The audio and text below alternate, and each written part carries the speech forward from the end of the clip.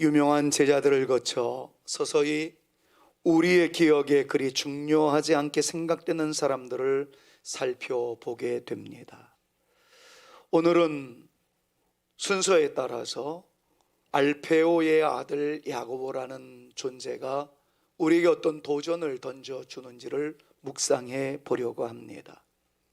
먼저 저는 이 야고보를 여러분들에게 소개해드리기 전에 굳이 별명을 붙여 본다고 한다면 작은, 그러나 은밀하게 매우 중요한 일을 했던 사람이라고 부르고 싶습니다. 학자들은 오늘 주인공을 작은 야고보라 불렀습니다. 뿐만 아니라 잠시 후에도 묵상하겠습니다마는 성경의 기자까지도 이 알페오의 아들을 가르쳐서 작은 야고보라고 소개를 해놨습니다. 그럴 수밖에 없었던 것은 예수님의 제자 가운데 야고보라 이름을 가지고 있는 사람이 두 사람이 있었기 때문입니다. 한 사람은 엄청나게 위대한 역사를 이루었던 세베대의 아들 야고보, 바로 요한의 형님이 야고보이었던 것을 우리는 이미 한 차례 배운 바가 있습니다. 그 야고보를 보통 큰 야고보라고 불렀기 때문에 이 알페오의 아들 야고보를 작은 야고보라고 그렇게 부르게 된 것입니다. 저는 이 알페오의 아들 야고보를 소개하기 위해서 이제 신약 성경에 세 사람이 있었던 것을 먼저 소개를 함으로써 이 알페오의 아들 야고보에 대해서 한번 추적해 보고자 합니다. 이미 화면에 떴습니다마는 신약 성경의 야고보를 살펴보면 첫 번째는 세베대의 아들 야고보입니다. 이미 말씀드렸던 대로 요한의 형제이죠. 처음에는 혈기가 많은 사람이었으나 성령의 충만함을 받고 난 A씨의 야고보는 예수님을 위해 용감하게 복음을 증거하다가 예수님의 제자들 중에 첫 번째로 순교의 제물이 되었던 바로 그 사람 야고보입니다. 이른바 큰 야고보라 말할 수 있을 것입니다. 두 번째 야고보가 있어요. 그 야고보는 예수님의 형제였던 야고보입니다. 사실 그는 초대교회 때 매우 중요한 목회자로서 초대교회에서 많은 문제가 등장할 때마다 해결사 역할을 했었던 정말 존귀한 하나님의 사람이었습니다. 지금으로 얘기하자면 총회장급 되는 귀한 어른이었다라고 말할 수가 있을 겁니다. 뿐만 아니라 그는 기도의 사람으로 유명했습니다. 그에게 붙여진 별명은 낙타 무릎을 가진 사람이라고 불려지기까지 했습니다. 얼마나 무릎을 꿇고 기도를 많이 했느냐면 이 무릎이 인간의 무릎을 넘어서서 마치 낙타 무릎같이 굳은 살이 베겨져 있었기 때문에 낙타의 무릎을 가지고 있는 사람이라는 닉네임이 그에게 걸맞다라고 학자들은 주장하고 있다는 것입니다.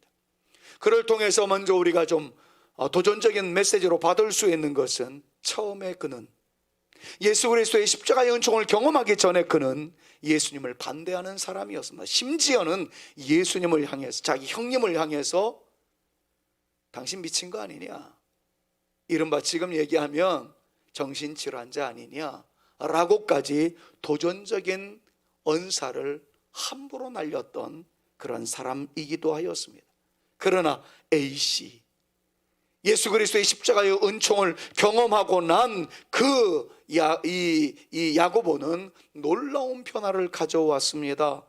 마침내 하나님의 선한 역사를 위하여 아름답게 쓰임을 받고 난 이후 우리가 잘 알고 있는 야고보서를 기록할 정도로 성령의 감동을 받아 하나님의 위대한 역사를 창출해내었던 존재, 그 존재가 바로 예수님의 형제 야고보이었습니다. 드디어 오늘 만나고자 하는 알페오의 아들 야고보를 생각하려고 합니다. 불행하게도 알페오의 아들 야고보에 대해서는 성경이 이렇다 할 정도로 소개되고 있는 내용이 없다는 것이 안타까울 따름입니다. 그러나 우리는 알페오의 아들을 다시 만나야 합니다. 왜냐하면 그분을 통해서 받는 바 교훈이 매우 소중하기 때문에 그렇습니다.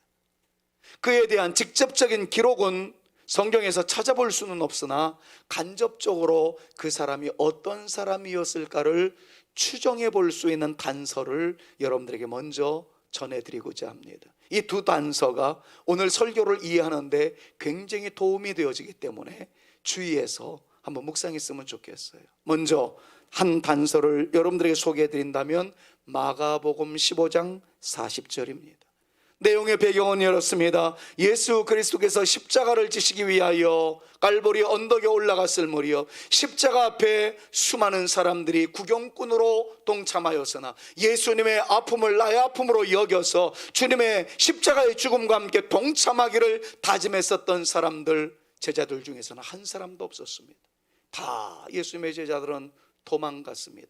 그런데 용감했었던 몇 여성들이 끝까지 주님과 동행의 길을 걸어갔던 사람들이 있었습니다. 그 사람들의 이름을 마가복음 15장 40절에서는 이렇게 소개합니다. 멀리서 바라보는 여자들도 있었는데 그 중에 막달라 마리아와 또 작은 야고보와 요새의 어머니 마리아와 또 살로메가 있었으니,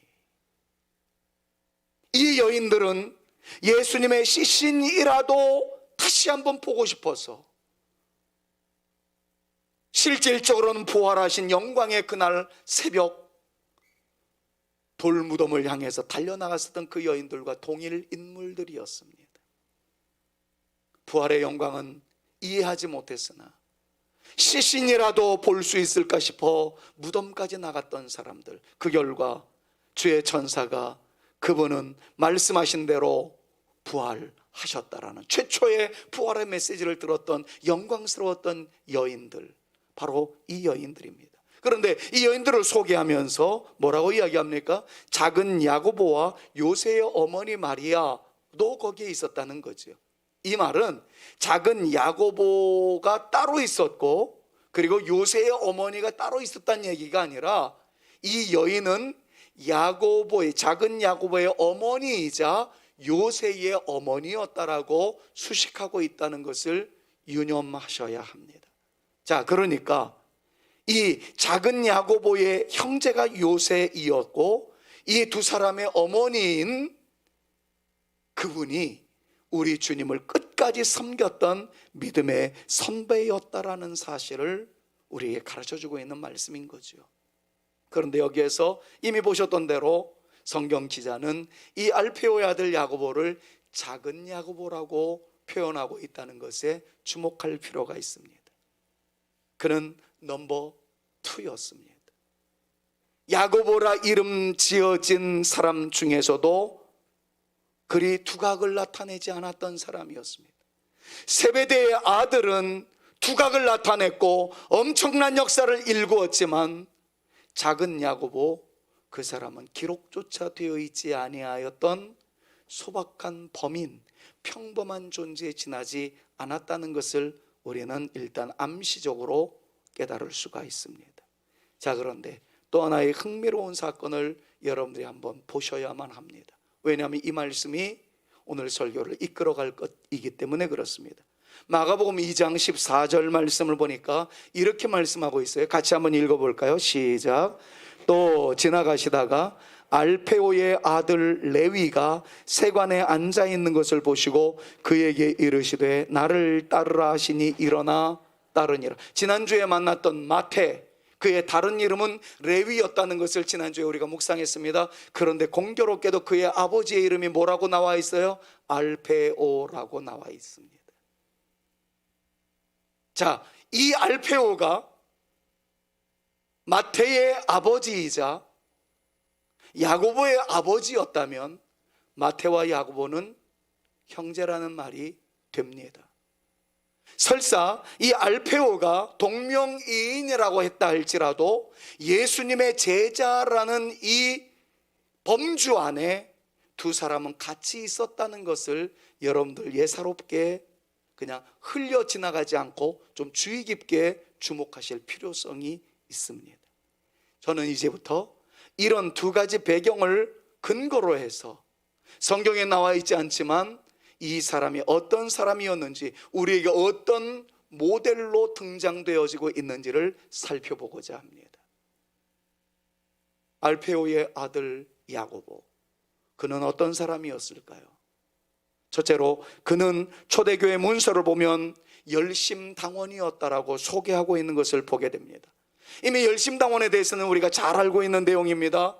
열심히 있는 사람들의 모임을 넘어서서 그들은 한마디로 이야기하면 민족의 독립을 위해서 온몸을 불태울 수 있었던 사람들, 우리나라 말로 쉽게 이야기하면 독립투사라고 이해하시면 된다는 것을 여러 차례 말씀을 드렸습니다. 일제강점기에 우리 민족의 자주독립을 위해서 어떤 사람은 가슴에 총을 품습니다. 어떤 사람은 수류탄을 갖고 있다가 투하를 하여 항쟁을 하고 독립운동에 선봉에 섰던 그런 믿음의 사람들이 있었던 것을 우리는 잘 압니다. 열심당원이 바로 그런 사람이었다는 거죠. 로마에 대해서 대항하기도 하고 쿠데타를 일으키기 위해서 준비하고 있었던 그 그룹들을 가르쳐서 열심당원이라고 말할 수가 있을 겁니다. 자, 그런데 초대교회 문서를 보면 이 열심당원들 마음속에는 꿈틀거리는 야심이 있었다라고 이야기를 합니다. 단순히 민족의 해방을 위해서, 독립을 위해서 일했던 것이 아니라 독립이 되면 한 자리를 차지하고자 하는 뜨거웠던 사심, 개인적인 열망이 불타고 있었던 사람들이 바로 이 열심당원이었습니다. 시몬이라는 멋진 우리 선배는 그날이 오면 내 살갗을 벗겨 북을 만들어 거리를 활보하며 자주독립을 선포하며 북을 둥둥둥둥 치겠다라고 이야기를 했지만, 이때 당시에 열심당원들은 독립이 되면 내가 이루지 못했던 꿈을 한번 실현해 보겠노라고 개인적인 야심이 불타고 있었던 사람들이 대부분이었다는 것을 초대교회 문서가 우리에게 가르쳐 줍니다. 자, 그러던 어느 날 이 야고보가 예수님을 만났습니다. 야고보는 그 열심당원들과 달랐다는 이야기를 성경이 강조합니다. 대부분의 열심당원들은 자기의 정치적인 야망을 실현하고자 나름대로의 비전을 설정해 놓고 열정을 불태웠던 사람이었으나, 이 알페오의 아들 야고보는 자기의 정치적인 야망을 신앙적인 열망으로 승화시킨 인물이었다는 것에 주목하실 필요가 있다는 거죠. 주님을 위하여 귀하게 일하는 제자가 되었다는 것 자체가 이것을 시사해 줍니다. 이 세상의 영광을 회복하고자 했던 열정을 하나님 나라의 확장을 위한 거룩한 열정으로 연결시켰던 사람, 그 사람이 바로 알페오의 아들 야고보입니다. 우리에게 먼저 적용해 보겠습니다. 우리에게 있는 열심과 야망을 우리는 무엇을 위하여 발휘하고자 하십니까? 어떤 분은 아버지이기 때문에 아이들에게 무엇인가 남겨주어야 한다는 소박한 꿈을 가지고 살아가시는 분들이 있습니다. 잘하시는 것입니다. 어떤 분들은 남편이기 때문에 아내에게 좋은 환경을 주기 위하여 애를 쓰고 살아가시는 분들이 있습니다. 멋진 일이십니다. 직장에서 나의 위치에 맞게 열심히 일해서 이름을 남기고 싶은 야망을 가지고 있는 분도 계십니다. 결코 나쁘다 말할 수 없는 좋은 일입니다. 아름다운 일입니다. 그러나 그 자리에서 우리의 마음가짐을 한번 점검해 봐야 할 필요가 있다는 것을 이 말씀을 통해서 우리에게 적용해 볼 수가 있습니다. 사랑하는 여러분, 과연 우리는 우리의 현 위치에서 주님을 위하여, 하나님의 의를 위하여, 주님의 몸된 교회를 위하여, 하나님의 나라를 위하여 헌신하고자 하는 열망은 과연 얼마나 있으신지를 조용히, 그러나 송곳같이 여러분들의 마음에 던지고 싶은 목사의 마음이 있습니다. 우리에게 있는 재능과 기술과 야망을 가지고 하나님께 쓰임받는 것을 무한한 영광으로 생각하는 이 고결하고도 거룩한 하나님의 백성으로서의 거룩한 열정이 과연 우리에게는 얼마나 있는지를 이 시점에서 여러분들과 함께 나누고 싶다는 것입니다. 한 번을 기억합니다. 지금은 고인이 되었습니다마는 한동대학교의 김영길 박사, 정말 존경하는 분이기도 합니다. 여러 가지 일들을 하다 보면 네거티브적인 관점도 구설수에 오를 수 있겠습니다만, 제가 볼 때 자질그레한 모든 것들은 다 내려놓고서라도 그의 열정을 놓고 보았을 때 그는 귀한 믿음의 선배라 아니할 수 없을 것 같습니다. 그는 귀한 인재였습니다. 비행기 기체에 대한 연구에서 세계적으로 탁월한 능력을 인정받아서 미 항공우주국이라는 나사에서도 근무했습니다. 그리고 그 나사에서 계속 머물러서 차세대를 위해서 훌륭한 연구에 매진해달라는 러브콜을 받기까지 했습니다. 그러나 이분은 그 나사의 모든 영광을 내려놓습니다. 한국으로 오기로 다짐합니다. 한국의 대기업이 그분을 러브콜을 했습니다. 그러나 기업에서 일할 수 없다라고 그는 손사래를 쳤습니다. 그가 선택했던 것은 그때 당시만 해도 대한민국의 과학계는 진화론에 근거한 어둠의 물결만이 가득 차고 있었던 상황이었습니다. 이분은 신앙인이었습니다.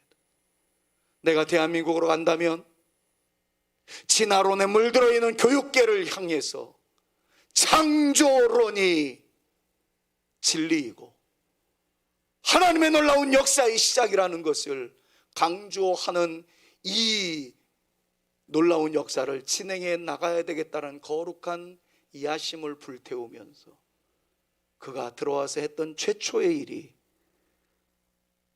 한국에서의 창조과학회를 이루었던 일이었다는 것을 여러분들 다 알고 계실 줄로 합니다. 수많은 돈을 벌 수 있었습니다. 좋은 자리를 차지할 수 있었습니다. 그러나 진화론으로 가득 차 있었던 한국 학문계에, 과학계에 창조론도 또한 과학이다, 이것을 위해서 온몸을 불태우면서 창조과학회를 이끌었던 사람, 자기에게 주어졌던 훌륭한 자원을 통해서 하나님의 영광스러운 나라를 위하여 헌신의 길을 걸어갔었던 그 모습이 바로 우리에게 귀감이 되어지는 것 아닌가 하는 생각을 해봅니다. 사랑하는 여러분, 우리는 그렇게 거대한 일을, 큰 일을 하지 못한다 할지라도 여러분, 우리의 삶의 연장에서 내가 주의 영광을 위해서 할 수 있는 것이 무엇인가를 한 번쯤 생각해 보십시오. 어떤 분들은 목소리를 통해서 주를 찬양하는 일에, 지난 금요일 날도 말씀을 묵상했습니다마는 광대하신 하나님께 우리는 극진한 찬양을 올려드릴 것이다 라는 시편 48편 1절에 있는 말씀을 우리가 심도 있게 나누었는데, 저는 그 말씀에 꽂혔어요. 주님께 극진한 찬양을 올린다는 거예요. 하나님은 great 하시기 때문에 greatly, 위대하게 하나님을 찬양한다는 이러한 말씀이 있는 것을 보았습니다. 사랑하는 여러분, 여러분들의 목소리로 주님을 찬양할 때에 광대하신 하나님께 여러분들의 가장 최상의 것으로, 그레이트한 것으로 하나님께 영광 올려드릴 수 있는, 우리는 초라하고 작은 존재이나 크신 하나님께 영광을 올려드릴 때는 큰 포부를 가지고 찬양으로 영광 올려드리는, 여러분들의 예배에 참여하시는 그 모습도 우리는 작은 움직임이오나 하나님께서 역사하시고 받으시고 은혜 베풀어 주실 때는 놀라운 은혜가 가득 나타나게 됨을 믿음으로 선포하면서 최상의 것으로 하나님께 영광 올려드릴 수 있는 저와 여러분, 우리 모두가 되어질 수 있기를 우리 구주 예수 그리스도의 이름으로 축원합니다. 우리 교회 귀한 한 분이 계세요. 이제는 다 알려질 것이기 때문에 이름을 밝힌다면 유학열 집사님이라는 분이 계십니다. 오늘도 2부 예배 참석하고 가셨는데, 이분이 한전에서 임원으로 일을 하시다가 한국 발전계를 위해서 애쓰신 그런 흔적이 있다는 걸 잘 알고 있죠. 근데 제 개인적으로는 좀 속상한 얘기를 들었습니다. 한 나라에서 러브콜을 받은 겁니다. 그 나라는 우리나라보다 그렇게 나은 형편이 아닌 상황이었습니다. 정년퇴임까지 다 하고 이제는 좀 노년을 향기롭게 엔조이하면서 살아갈 수 있었겠지만, 그 나라에서 부름을 받게 되었을 때 고민을 하신 거예요. 가야 될지 말아야 될지. 제가 개인적으로 그랬습니다. 같이 식사를 하면서 신방을 하면서 제 개인적인 생각은 제 옆에 있었으면 좋겠습니다. 저는 집사님이 안 갔으면 좋겠습니다.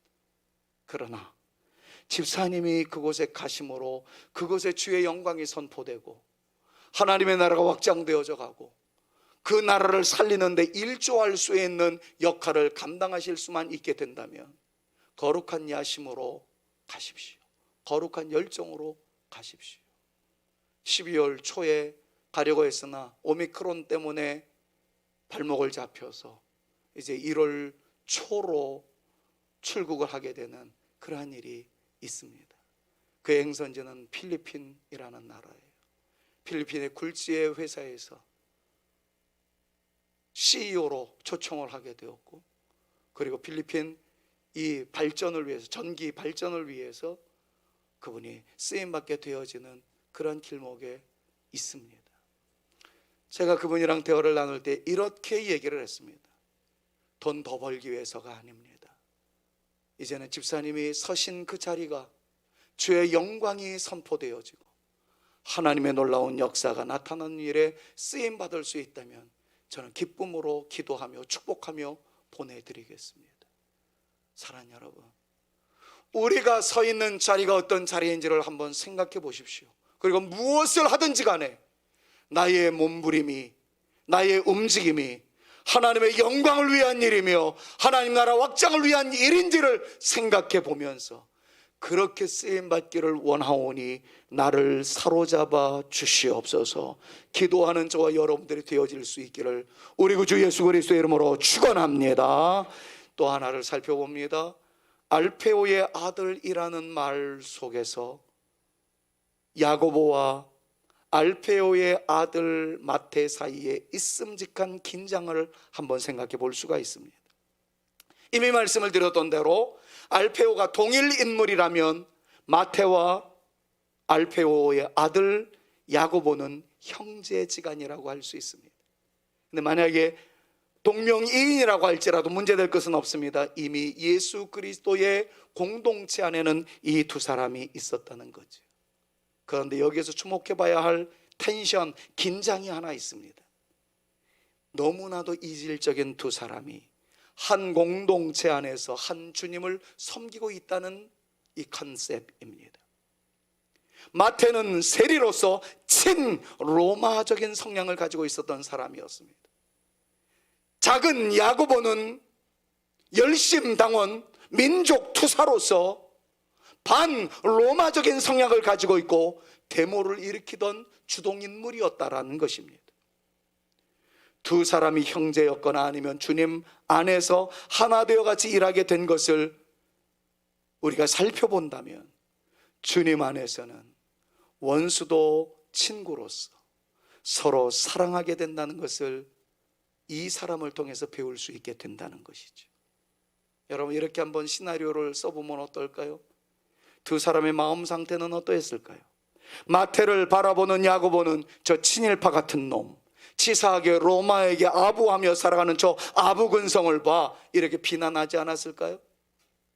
야고보를 바라보는 마태는 한번 이렇게 생각할 수도 있었겠다 생각해 봤습니다. 지 잘난 맛에 살아가는 놈들, 자기들만 나라 사랑하는 것처럼 설쳐대는 놈들, 사실은 나라를 이용해서 자기의 의욕, 야욕을 불태우는 나쁜 놈들이지 라고 비난하는 목소리가 나타날 가능성은 전혀 없었을까요? 분명히 그런 마음이 꿈틀거리고 있었을 겁니다. 그러나 주님께서는 그 두 사람을 향해서 이렇게 말씀하십니다. 소자들아, 서로 사랑하라. 내가 너희에게 새 계명을 주노니 서로 사랑하라. 그럼 성경 말씀을 보면 마태와 작은 야고보가 티격태격 싸웠다라는 말씀이 보이지 않습니다. 누가 크냐? 이것 때문에 베드로와 야고보와 요한과 그 외 많은 사람들이 치고받고 싸웠습니다마는 마태와 작은 야고보의 이질적인 모습 때문에 싸웠다라는 내용이 성경에는 한 군데도 나오지 않습니다. 쉽게 이야기하면 서로 인정하며 하나 된 모습으로 살아갔다는 것을 우리에게 가르쳐 주는 것 아니겠습니까? 우리에게 적용해 보겠습니다. 교회에서도 그럴 수 있습니다. 나는 통성기도파야, 기도할 때 소리를 내야 기도하는 것 같이, 주여 삼창이 나와야 기도하는 것 같이, 여러분 그런 분들이 있을 수 있어요. 어떤 분들은 소리를 내면 기도가 안 된다라고 이야기하는 분이 있습니다. 깊이 묵상하며 침묵으로 기도해야 주님과 깊은 교제를 하는 것 같은 느낌을 받는다라고 이야기하는 분들이 있습니다. 누가 옳습니까? 제가 볼 땐 다 옳아요. 어떤 분들은 은사파가 있습니다. 어떤 분들은 방언을 이야기합니다. 어떤 분들은 치유의 은사를 이야기합니다. 그러나 어떤 분들은 나는 말씀 외에 다른 것들에 관심이 없습니다. 말씀만 깊이 파헤치고자 하는 그러한 성도님들도 있습니다. 다 다룰 수 있어요. 어떤 분들은 찬양에 익숙한 분들이 있는 반면 어떤 분들은 찬양에 익숙하지 못한 분들이 있어요. 어떤 분들은 주방에서 봉사하는 것을 큰 기쁨으로 여기는 분들이 있는 반면 또 어떤 분들은 그렇지 못한 분들이 있습니다. 사랑하는 여러분, 누가 옳습니까? 다 옳다는 거죠. 누구 한 사람도 예외되어서는 안 된다는 것, 나와 다르다고 그 사람의 모든 장점까지 무시하는 것, 그 공동체를 파괴하는 것이다라는 사실을 인지하시고, 우리 사랑하는 성산교회를 사랑해 주시고 성도들을 사랑해 주시고, 어떤 성도에 모자라는 부분이 있으면 나의 넘치는 것으로 그를 품어주시고 함께 세워져가는 거룩한 공동체로서의 우리 사랑하는 성산교회가 되어질 수 있기를 우리 구주 예수 그리스도의 이름으로 축원합니다. 알페오의 아들 야고보는 유명하지 않았던 사람이었어. 유명하지 않은 사람이었어. 그러나 언제나 그 자리에 있었던 사람이었습니다. 오늘도 본문 말씀을 통해서 봤을 때 예수님의 12제자의 이름이 나올 때 알페오의 아들 야고보가 한 번도 누락되어진 일이 없습니다. 언제나 그 자리에 있었던 사람. 목회자의 입장에서 봤을 때는 화려한 일을 하는 분들에 대한 감동도 있습니다만은 언제나 그 자리에 있어 주시는 분들에 대한 밀려오는 진한 감동이 있는 것을 고백하지 아니할 수가 없어요. 그럼 바울, 위대한 그 사도 바울 가운데 아리스다고라는 사람이 있다는 것을 아시죠? 이 사람은 설교를 한 적도 없습니다. 이적을 일으킨 적도 없습니다. 어떤 위대한 가르침을 한 적도 없습니다. 별로 유명한 사람 같이 보이지 않습니다. 그러나 바울은 이 아리스다고에 대해서 나를 나되게 했던 사람, 나로 하여금 위대한 일을 할 수 있도록 함께 주었던 사람으로 칭송하고 있다는 것을 놓쳐서는 안 됩니다. 정말 아리스다고는 바울이 어려운 일이 있었을 때 예외 없이 함께 있었습니다. 로마 옥중에 있었을 때에도 함께 있었습니다. 바울이 타고 가던 배가 파산해서 어려움을 겪고 있었을 때에도 아리스다고는 바울과 함께 있었습니다. 무인도 섬에 도착해서 괴로움을 당하고 있었을 무렵 아리스다고는 바울의 눈물을 닦아주는 존재로 그 자리에 있었습니다. 바울이 고난을 당하는 순환의 연장에 아리스다고는 언제나 그 자리에 있었습니다. 제가 천국 가게 되면 주님을 만나 뵙고 또 여러분들을 만나게 될 텐데 만날 때마다 던지고 싶은 질문을 저의 노트에다가 이렇게 써놓은 일이 있습니다. 제가 바울과 같은 위대한 분을 만나게 되면 꼭 던지고 싶은 질문 하나가 있습니다. 위대한 사도 바울이시여, 어떻게 그 위대한 일을 하실 수 있으셨습니까? 난 그 질문을 꼭 던지고 싶어. 그러면서 바울이 뭐라고 대답을 하실까를 나름대로 시나리오를 한번 써봤습니다. 바울이 이렇게 얘기할 것 같았어요. 아니요, 나도 때려치고 싶은 생각이 왜 없었겠습니까? 내가 이미 로마 시민권도 가지고 있었지, 박사라는 타이틀도 가지고 있었지, 돈 벌만한 장소가 얼마나 많이 있었는데 내가 이렇게 터지고 저렇게 비난받고 저렇게 수모를 당하는 순간 때려치고 싶은 생각이 왜 없었겠습니까?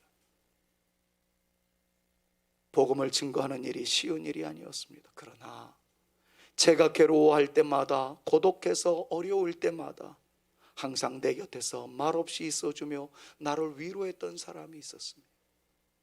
흐르는 눈물, 주님이 닦아주시는 그 동일한 심정으로 보이는 주님의 손길로 내 눈물을 닦아주며 흐르는 땀을 닦아주었던 사람 아리스다고, 그가 내 옆에 있었기 때문에 나는 버틸 수 있었고 나는 이 길을 걸어갈 수 있었습니다. 그럼 그것이 바울의 고백이지 않을까를 생각해 보았습니다. 목사인 저는 이 말씀이 얼마나 실감 나는지 모릅니다. 사랑하는 성산의 가족 여러분, 하나님을 사랑하는 마음을 지니신 여러분, 부디 부탁을 드리기는 교회와 함께해 주십시오. 성도들을 사랑하는 마음으로 교회를 위하여 작은 헌신이나마 동참해 주시기를 진심으로 주님의 이름으로 부탁을 드립니다. 함께 있어주는 것, 함께 예배하며 기도하는 것, 그것으로 충분합니다. 야고보는 위대한 일을 하지 않았을지 모르지만 있어야 할 자리에 반드시 있어 주었던 매우 중요한 일을 한 사람이었던 것, 여러분 끝까지 놓치지 않기를 부탁을 드립니다. 영국에 휴마라는 사람이 있어요. 그 사람이 이런 내용의 말을 첫 번째로 선포했던 사람이죠. The small is beautiful. 작은 것이 아름답다. 이 말이 선포되어지고 난 다음에 일본에서는 소확행이라는 말이 터지기도 하고 작은 것에 대해서 이목을 집중시키는 그러한 패러다임이 형성되어져 갔습니다. 최초에 이 말을 했던 휴마라는 사람 때문에 현대인들에게 작은 것에도 눈을 돌릴 수 있는 안목이 떠지게 되었던 것은 사실입니다. 사랑하는 여러분, 주님을 위해서 일한다는 말을 너무 쉽게 하고 있는 우리들 아니었겠습니까? 그렇다면 주님을 위해 일한다는 것은 과연 무엇을 의미할까요? 제가 생각할 때에는 가장 작은 것에서부터 시작되는 성실성이라고 생각을 합니다. 엄청나게 큰 일을 한다, 그게 아니고 내가 있어야 할 바로 그 자리, 그 자리가 기도의 자리였다면 함께 눈 감아주시고 손 들어주시고 목소리를 높여 기도하시는 그것, 그것이 찬양하는 자리라면 나의 최상의 목소리로 하나님을 찬양해주는 그 아름다운 모임에 동참해 주시는 것, 성도들이 울 때 함께 울어주시고 성도들이 웃을 때 함께 웃어주실 수 있는 것, 여러분 이것에 아름다운 작은 것이지만 위대한 가치를 창출해주는 바로 그 시작점이 아닐까 생각을 해봅니다. 예배에 함께하며 기도의 손을 모아주며 한 마음으로 같이 울고 한 마음으로 같이 웃어주는 것, 그것이 역사의 시작이 아닐까요? 큰 것을 선호하고 있는 이때에 우리는 있음으로 해서 다른 사람들에게 유익을 주고 위대한 역사를 이루어 나가는 일에 도움을 줄 수 있는 우리가 되어진다면 하나님은 그것을 보시고 우리를 귀하게 평가하실 줄로 믿습니다. 저는 우리 교회의 가능성을 이미 보았던 사람입니다. 우리 교회는 총회적으로 놓고 보았을 때 큰 교회는 아닙니다. 그렇다고 미자립 교회도 아니에요. 그렇지만 엄청난 일을 이루어 나가기에는 우리 교회는 작은 교회에 해당됩니다. 그럼에도 부족한 종을 하나님께서 사용해 주셨고 제가 사용되어지는 일에 여러분들 함께 해 주셨습니다. 총회 안팎에 목사님들과 장로님들이 인원동 산골짜기에 있는 성산교회를 주목하고 있습니다. 저는 우리 교회를 통해서 작은 움직임이나마 있는 자리에서 하나님을 향하여 아름답게 쓰임받기를 원하오니 우리를 사용하여 주옵소서 기도하고 나가면 하나님께서 우리 교회를 사용하여 주실 줄로 믿습니다. 조국 대한민국을 위해서 우리 다음 세대들을 주님께서 초이스하여 주실 줄로 믿습니다. 여러분들을 주님께서 선택하셔서 대한민국을 통하여 하나님의 영광을 선포할 수 있는 일에 우리 모두가 쓰임받게 되어질 줄로 믿습니다. 그 역사의 시작은 내가 있는 자리에서 성실한 모습을 주 앞에 보여드리는 것입니다. 크게 하실 분은 하나님이십니다. 우리는 주어진 일에 성실함을 다할 때 주님께서 세워주실 것입니다. 그래서 우리는 이런 고백을 할 수밖에 없는 거예요. 내가 예수님을 믿기 까닭에 변하여 새 사람 되었음을 선포합니다. 이제는 나의 개인적인 사역과 나의 개인적인 비전을 하나님의 영광을 위하여 쓰임받는 존재로 살아가기를 원하오니 주여 우리를 새롭게 하여 주시옵소서. 여러분, 기도하며 나갈 때 주님께서 우리를 사용하여 주실 거예요. 방금 전에 흘러나오는 찬양의 4절 가사를 보면 이렇게 표현을 합니다. 사망의 음침한 골짜기가 우리 가운데 드리워질 수도 있다라는 겁니다. 그때마다 기대하십시오. 하나님의 밝은 빛이 호련히 나타나게 될 거예요. 그리고 하늘문이 활짝 열려지게 되는 축복을 누리게 될 것입니다. 왜냐하면 우리는 변하여 새 사람 되었기 때문이에요. 그러면 변하여 새 사람 되었다는 것을 이제 증명해 보여야 되지 않겠습니까?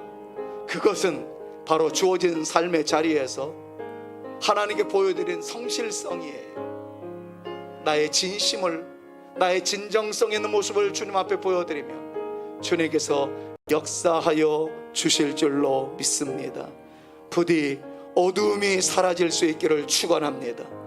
사망의 음침한 골짜기에 들여진다 할지라도 주께서 나와 함께 하심을 믿음으로 선포하면서 하나님 앞에 쓰임받는, 별로 유명할 것이 없는 우리 교회지만, 별로 유명할 것이 없는 김 목사이지만, 별로 유명할 것이 없는 우리 모두이지만 우리를 통해서도 놀라운 역사가 나타날 수 있다라는 거룩한 비전을 가지고 하나님 나를 사용하여 주시옵소서. 내가 변화되어 새 사람 되어서오니 나에게 능력을 더하여 주옵소서. 우리 주님을 찬양할 때 주께서 일하기 시작할 겁니다. 주님께서 역사하여 주실 줄로 믿습니다. 사망의 음침한 골짜기 가다가 밝은 빛 호련히 비춰 저 멀리 하늘 문 환하게 보임도 주 예수 내 맘에 오시 주 예수 내 맘에 오시 주 예수 내 맘에 오시 물밀듯 내 맘에 기쁨이 넘치무 주 예수 내 맘에 사망의 음침한, 다시 한번 찬양합니다. 사망의 음침한 골짜기 가다가 밝은 빛 오련히 비춰 저 멀리 하늘 문 환하게 보임도 주 예수 내 맘에 오시 주 예수 내 맘에 오시 주 예수 내 맘에 오시 물밀듯 내 맘에 기쁨이 넘치무 주 예수 내 맘 후렴만 다시 한번 합니다. 간절하게요. 주 예수 내 맘에 오시 주 예수 내 맘에 오시 물밀듯 내 맘에 기쁨이 넘치무 주 예수 내 맘에 오시.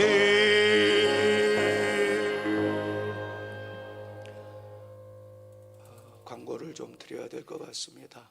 사실은 예배를 3부 예배를 드리는 내내 제 마음이 불편했고 그리고 힘들었습니다.